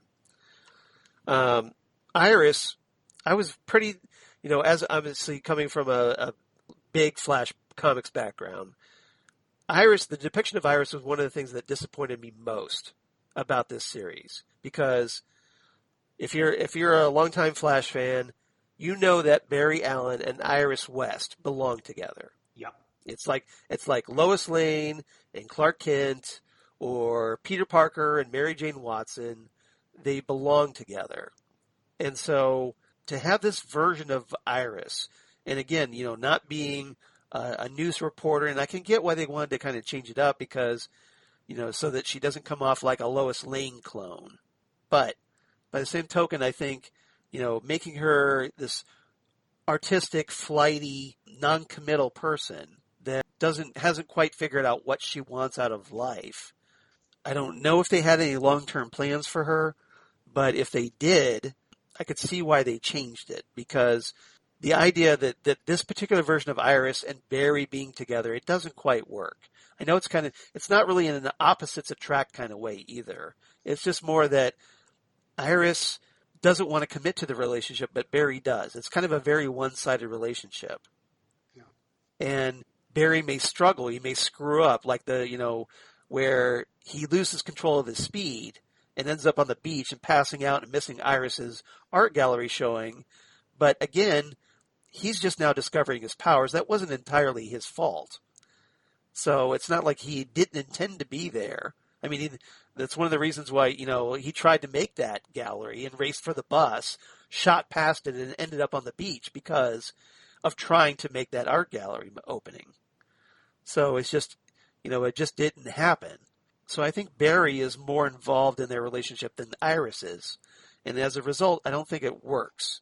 So then when Tina comes along, Tina and Barry have a lot in common. They both have that science background. And there's a great moment where in the pilot where Tina is interviewing Barry, and Barry, she asks him, so what kind of chemicals were involved in this lightning strike? And he just okay, well, top shelf, there was this, this, this, this, and this. And second shelf, there was this, this. And she's sitting there impressed, you know all that. And he goes, yeah, of course. So I think this is the first time she's actually impressed by his intelligence. And maybe becomes a little bit unwitting, maybe not, subconsciously attracted to him at this point going forward. And, she's, as we saw in the TV series when it fully forms, that, she's the girl in the van helping out, kind of like the Cisco role, and being the support for the superhero. She's the one that treats his wounds, helps him figure out when his powers go wonky and whatnot. And you notice that Barry becomes very reliant on her, especially regarding his powers, because interestingly enough in this pilot, Barry's powers, he has these feigning spells, which thankfully they dropped when the series happened with episode 2 going forward. You notice that's quickly forgotten. It only really happens in this pilot, but it makes Barry more vulnerable and dependent on her. And it's a good way to have them interacting in a lot of ways. And I think John Wesley Shipp and Amanda Pace have really great chemistry with one another. I agree. And I think that's one of the foundations, and that's a very important foundation for a series. If you don't buy that your two leads have great chemistry with one another, why would you want to watch this series? Absolutely. All right. Anything else about Tina and Iris? I just wanted to add one thing, Charles. Granted, she's not in this pilot, but they were nearer the mark with the Iris West character when another character arrived later on, a certain Miss Lockhart. Megan Lockhart, played by the beautiful Joyce Heiser. And she is way nearer the mark to what Iris West is, and she is a perfect companion for Barry because she understands him. She's got it's another different kind of way of thinking. And this is the character we should have had from the get-go. We should have had Megan Lockhart from the get-go. Also, I look at it in this way. Iris is a beautiful woman. She's gorgeous, etc. But I often think to myself, after sex, what would the two of them talk about? Nothing. They have zero in common. Whereas with Megan, you could see them having these very interesting conversations. I mean, I know this is just my Well, apparently they like pay-per-view boxing because they were in a very funny moment where there was. I thought it would have lasted longer, kind of thing. That. And you're Which, playing up the joke that the Flash would be really quick in bed, apparently. Well, because this is the first time they had been together since he had the powers, right? So that was I thought very clever. Once again, I think the idea that he could be interested in hearing her talk about art and what she's going on, and she could hear them. As someone who's been married 35 years, a few years ago, Linda said, you're talking about something I don't care about. And I go, that's the secret to our marriage, is that we listen to each other talk about things that we don't care and the other one doesn't care about. Linda's like, fair enough. That's true. That is one of the secrets to our marriage. So that's why I think that would have worked fine. Okay. Well, I'm Nick, I'm so glad you brought up Megan Lockhart because as far as I'm concerned, that was the great relationship that never was on this show. That was those two, Joyce Heiser and John Wesley Shipp, had such great chemistry. And I think it would have been a lot more interesting had, like you said, Megan been around from the start. And there would have been a triangle perhaps between Tina, Megan, and Barry. Mm-hmm. Yeah, exactly. And even in that wonderful episode where he actually calls her Lady Flash, that kind of made me kind of smile when it came to Megan Lockhart. Because, we should think of a name for you. How about Lady Flash? So... Yes, Megan Lockhart, you are very much missed to this day, for sure. Joyce Heiser was a great character. She was fantastic. Played a great character, yeah. Yeah, put in maybe a little too late, but yeah. At least we got her in a couple episodes. Yeah. Topic number 3. Let's move on. Let's talk about our big bads. Nicholas Pike, played, like I said, by Michael Nader. Lila and the Dark Riders in a segment I'm going to call Danger on Wheels. So we had Mystery of the Human Thunderbolt, Double Dose of Danger, and Danger on Wheels. So anybody want to take a guess at the theme here? Anyone? So no guesses. These are all titles of Barry Allen Flash comic stories. Ah, very nice. And particularly Mystery of the Human Thunderbolt, which was the title from Barry's first appearance in Showcase number 4 back in 1956. So I should have known that. That's all right. I'm glad I stumped you. Yay. Yeah, very nice. Yes. All right. So Jesse, we'll start with you first. What did you think of Pike as the pilot's big bad and the treacherous Lila and the Dark Rider biker gang? So you're only as good as your villain, and they weren't very good villains. If there was any disappointment in this pilot, it was I was bored when I saw the villains on screen. The whole idea of him being an ex-cop, and I just didn't get his motivation. I was shocked, and to see her smoking in the interrogation room. Yeah. Went, whoa, does this date this show or what? Right? That yes, it's 90s. You got to smoke back then. Yes. Smoke them if you got them. Yeah. She was. Right, Nick? Yeah. Yay. Yes. They weren't a very complex or interesting villain. So, and I mean, it was, and once again, as we criticize this, right, this is what it was they had to do to get the show on. But I would have liked to seen a little more complex, less kind of cartoon villain. That's my initial thoughts. Yep. Okay. Nick, how about you? What are your thoughts on Pike and the Dark Riders? Well, you know what, or Delilah? You know what, I can see why we didn't get a Captain Cold or Mirror Master or what have you from the get-go, because it might have been too much for a Flash so early into his powers. As in, you wanted to give him something street level, once again kind of paying homage to the 89 Batman where your criminals are street level thugs. And so, and I guess... And then build up from there. That's what I thought was the impetus, and the idea was they'll get bigger and bigger as time progresses, as things progress. So my thought was probably that, and also I suppose in the 90s biker gangs were the thing. I don't know. Yeah. As I said, I didn't live in America in the 90s, so I can't say. But if TV and movies have taught me anything, it seemed like in the 90s all the bad guys were on bikes and had and here it is terrible. It gave metalheads a bad name, because these guys are evidently metalheads with the long hair and stuff, because like, long-haired folks don't have jobs, right. They're criminals, they're bad people, and they listen to crap music. That was, I think, the stereotype at the time. And, I say this is a proud metalhead back in the day. So that was the impression I got. They're like hanging out in some like abandoned water plant or something. Yeah, or sewer plant. Yeah. So it's kind of like the people with the long hair don't have jobs. Keep your hair short, son. Apple pie and all that good stuff. But no, I think it was mainly for the fact of the Flash is so early into his powers, you can't give him, like I said, the Captain Colds, the Mirror Masters, and what have you.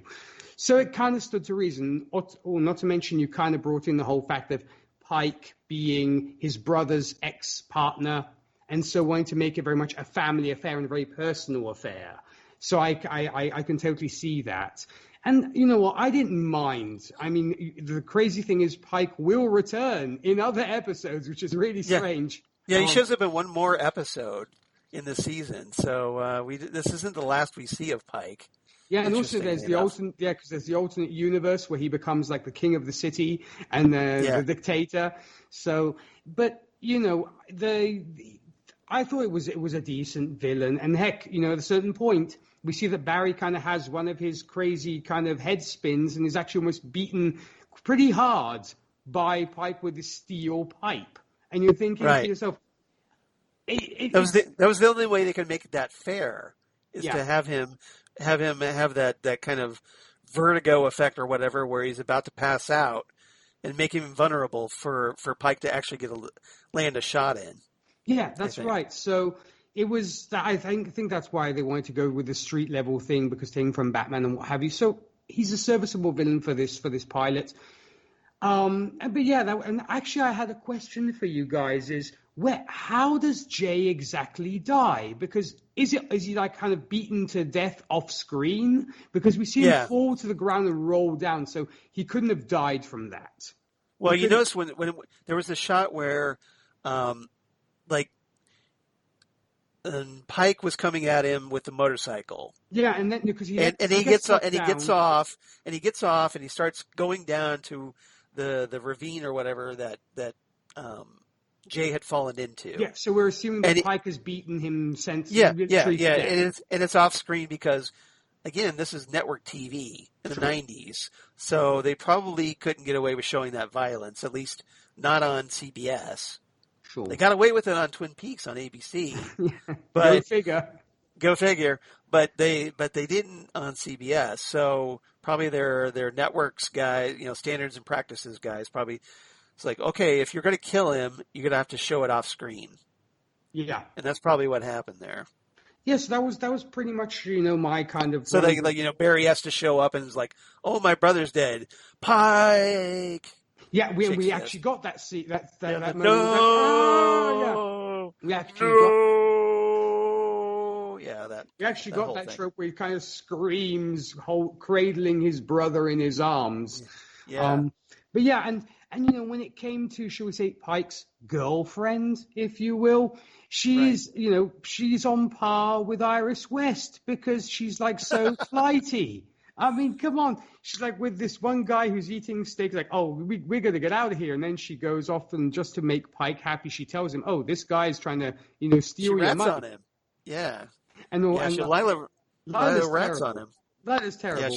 And that's what I'm saying. She's kind of on par with Iris West. But yeah, she's awful. And she is, but she's very much your kind of stereotypical biker babe girl, if you will, who's kind of like the boss's babe, who is all about following him because he's got like this messianic view of, I will follow him because he's my messiah and he's my hero, and doesn't really think for herself.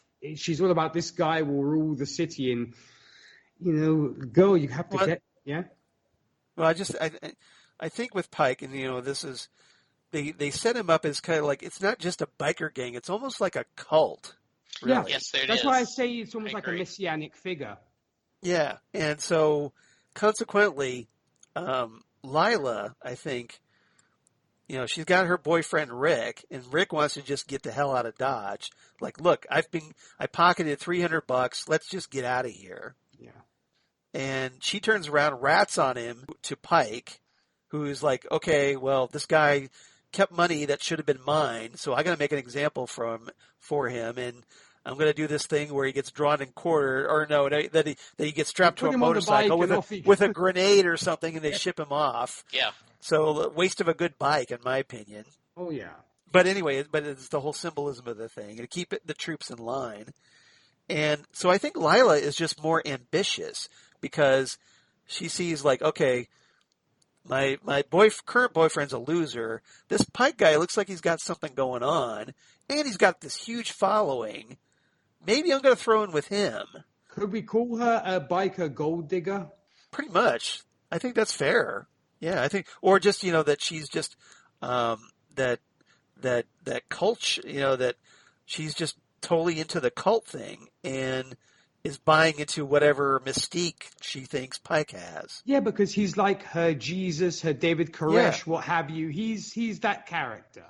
Her Charles Manson, whatever you want to put out there. And he could not care less, because we see literally almost leaves her to die in the prison. Because when the tear gas comes through the vents, it's like, and she's nice all like, "How could you curse your inevitable betrayal?" Yes. So it was like, come on, really? But yeah, there you go. false idol. That's what you happen. That's what happens when you worship false idols, folks. Yeah, absolutely. And I also love her skimpy clothes, right? And they make jokes about you're going to be cold in here, or the other thing. Yeah, she's not a very developed character. Though I like I said, I don't think the villains are that much at all. And it would have been a better pilot if you'd had a little more complex of a villain. Well, I think they did try to give Pike at least some kind of a backstory. Yes, because they reveal that. Well, hey, he used to be a motorcycle cop just like Jay. He was his partner. And apparently Pike, we find out, had a hijacking operation on the side. And Jay, I guess, had found out about it or something. Found that he was had this truck full of weapons. So consequently, he ends up, something happens and he gets all scarred up. And he says apparently it was Jay who gave him his scars. Yeah, so whatever happened. So apparently there's this bad blood to make it personal. So that when he sees Jay's face on the TV, he's like, okay, we got to get this guy. I've got it seriously in for this guy. And so they set up this operation where it's like the same stretch of road and leads Jay there. Mm-hmm. And that's where the trap is formed. Yeah, it's right, the old Dr. Doom's face was scarred. Yeah. Lex Luthor losing his hair. Yes, it was. That's what. Yeah, and then it makes it personal between him and Barry because he's the guy who killed Barry's brother. Absolutely. Yeah.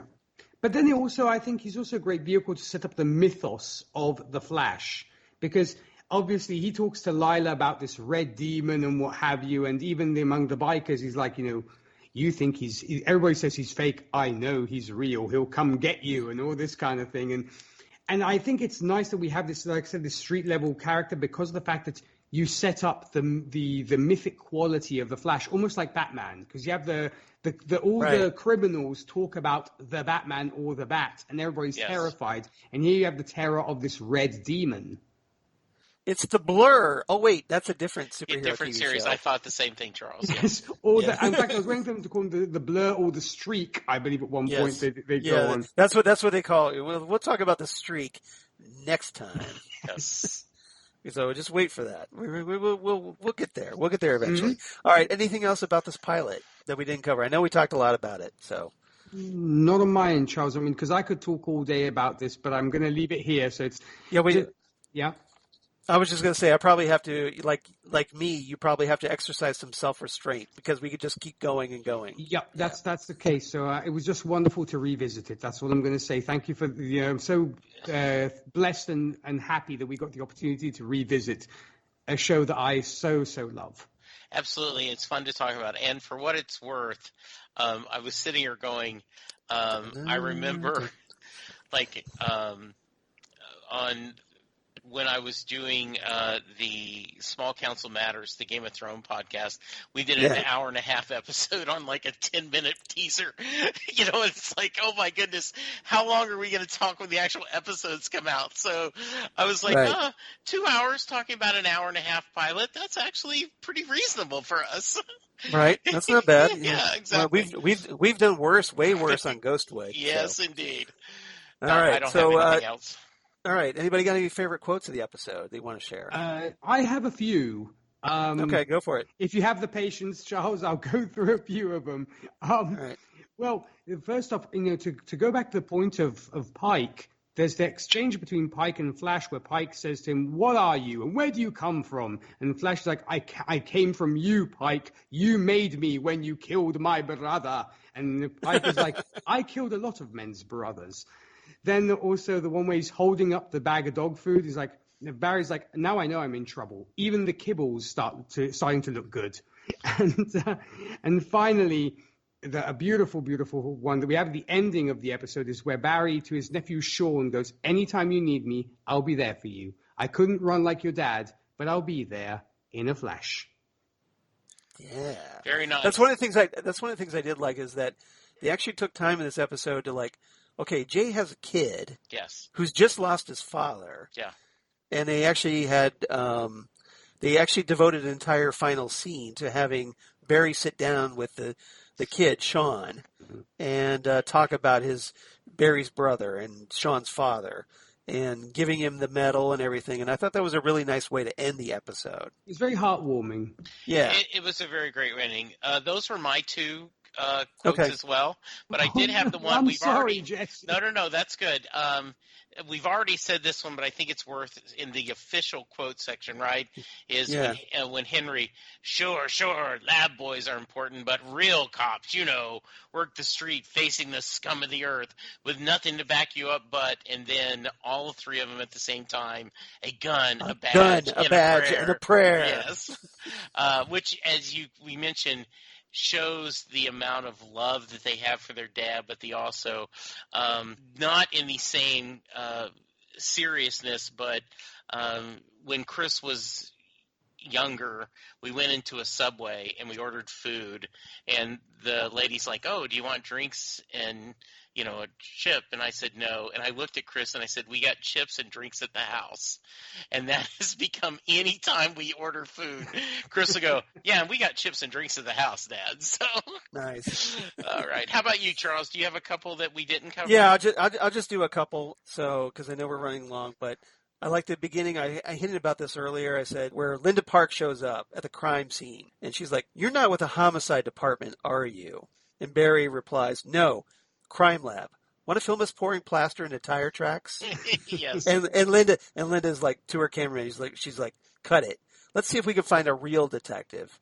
And then Julio steps up and is like, "Well, see if you can find us a real newscaster while you're at it. I swear, she was on the shopping channel selling earrings last week." That was a great Burn. line. Yes. And then lastly, Barry in the interrogation room with Lila, talking about the Flash, the kind of urban legend that the Flash has become, saying, "Pretty frightening how you and your friends were caught last night. What was it again, a demon? The guys around the station think you're all on drugs, or crazy, but I know better. I know you really did see a demon. He was as red as blood, wasn't he? In fact, like a flash." Say, that's catchy. So if you care about Pike, you'll tell us where he is, because Lila, if we don't find him, the Flash will. Nice. Dun-dun-dun-dun. Dun-dun-dun-dun-dun-dun-dun. All right, so what's everybody's ratings? Jesse, we'll start with you first. What's your rating for this one? So I really enjoyed this, despite the concerns about the villain. I watched this again. I was happy.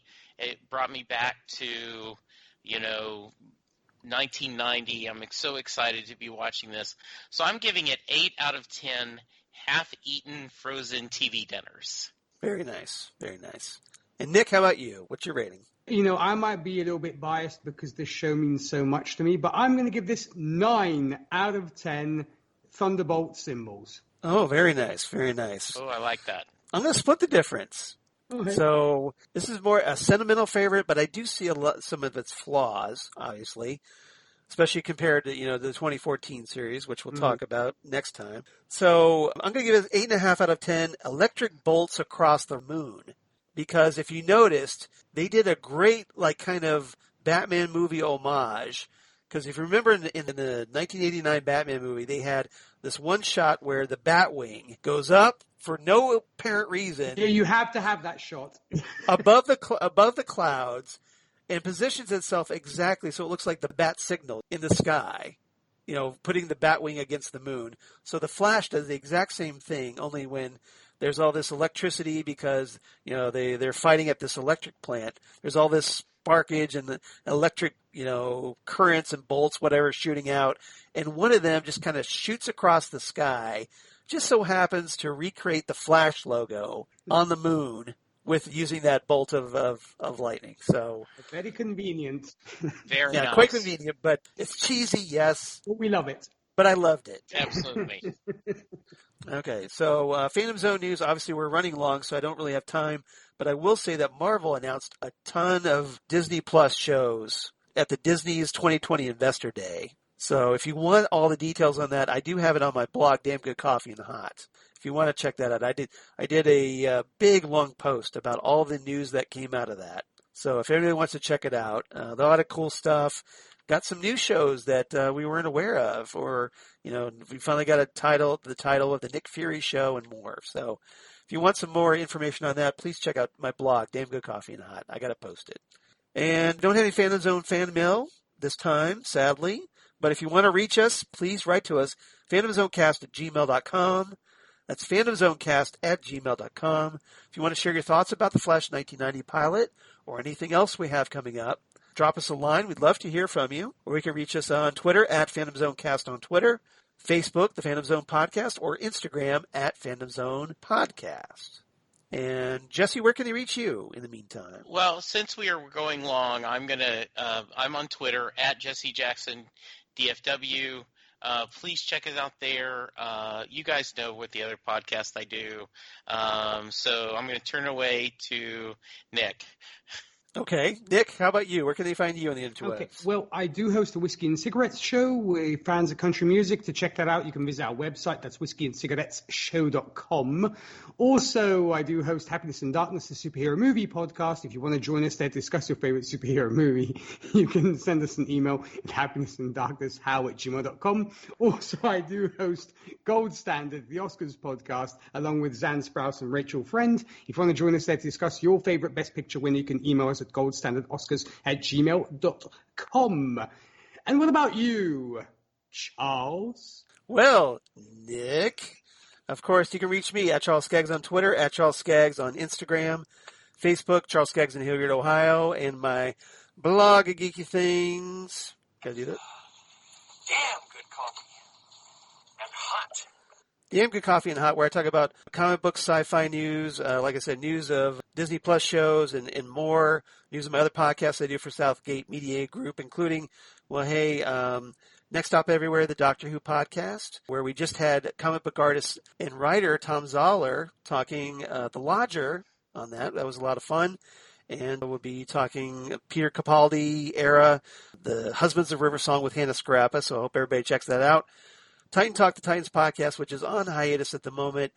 But, Jesse and Nick, we're waiting for Titan Season 3 and Doom Patrol Season 3. If in the meantime, if you want to do a rewatch of what's been out there, check out our podcast. I think you enjoy it. And then Ghost with the Twin Peaks podcast I do with Zan Sprouse, where we talk all things Twin Peaks, David Lynch, et cetera, et cetera. And, we just did our Criterion Collection review of The Elephant Man, the David Lynch film, and then next time we're going to be going back to Twin Peaks for a very special episode where we're reviewing a Season 2 Twin Peaks episode in memory of David Lander, who played Tim Pinkle on the show and also played like Squiggy on Laverne and Shirley and more. So we're kind of doing it as a memory to him. And then Drunk Cinema that I also do with Zan Sprouse, where we've talked previously, Batman 1989, and also Ferris Bueller's Day Off. And then coming up this week, we're going to be recording our third episode as we talk the ultimate Christmas movie, Die Hard, which I think a lot of people are looking forward to. And what better time than right now to talk about Die Hard, right? So it's going to be a lot of fun. I hope everybody checks that out as well. So thank you guys for listening. Thanks for indulging our Flash obsessions. Really appreciate that. Nick, I hope it lived up to the hype for you. Oh, I was so excited, yes. Thank you so much for allowing me to vent my Flash fandom, Charles. I was so happy about it. It makes me just want to go through the entire series, doesn't it? Yes, it does. I know, right? It's terrible. I just want to keep talking about this, but I guess probably for everybody else's sake, we probably shouldn't. Jesse, thank you so much for joining us. I really appreciated you having both you and Nick here. It was nice, and I hope you had a good time. I had a great time, Charles. It was a fun subject. I love the idea that you guys are so passionate. If someone asked me, well, tell me about your friend Charles. Oh God! The first thing I would say is a massive Flash fan. I would have said that before I said Doctor Who, because of our Secret Origin and the Titan Talk, that was you were known as the Flash guy. So Yes. I knew that I would have fun discussing this. I did not realize how much Nick loved about the series, so I am so glad I joined you guys. And hey, we're not done, are we? Well, no, because, this was episode 199. Mm-hmm. So what comes next? Well, hey, the big 200th episode of the Fandom Zone. Woohoo! So, yeah, it's been a long time coming. We've had various hosts. Yours truly has been around through all of it. Mm-hmm. And for some reason, people still keep coming back. So we want to celebrate this. It's been a long time, like I said. And, well, hey, we talked the 1990 Flash pilot. So what better way to celebrate our 200th episode than by talking the 2014 Flash pilot? Nice. That's obviously the one starring Grant Gustin as the Flash, Barry Allen, Candace Patton as Iris West, got Thalos as Cisco Ramon, and lots of other great people. So this is something I think it's going to be great after talking this pilot to kind of contrast that and to see the similarities and the differences with the 2014 pilot next week. Mm-hmm. And I hope everybody else is as excited about talking about it as I am. Yeah, it's going to be blessed. I really do think this will be fun. Especially, I'm glad we did it this way because there is a lot to compare. So, tune in, kids. This is going to be a fun one. And I think it is good that we did this in chronological order because absolutely. Because obviously next week we're probably going to talk about a lot of what the 2014 pilot did that the 1990 pilot did or didn't do. Exactly. And the differences there. Yeah, it makes a ton more sense to do it this way for sure. Absolutely. So I hope everybody enjoys it. It's going to be our big 200th episode. So if you want to come celebrate with us or you just want to wish us well, write to us at PhantomZoneCast, like I said, on Twitter or PhantomZoneCast@gmail.com. We'd love to hear from you. And we'll see you next time right here on the Phantom Zone podcast. Goodbye, everybody. Goodbye. Ciao.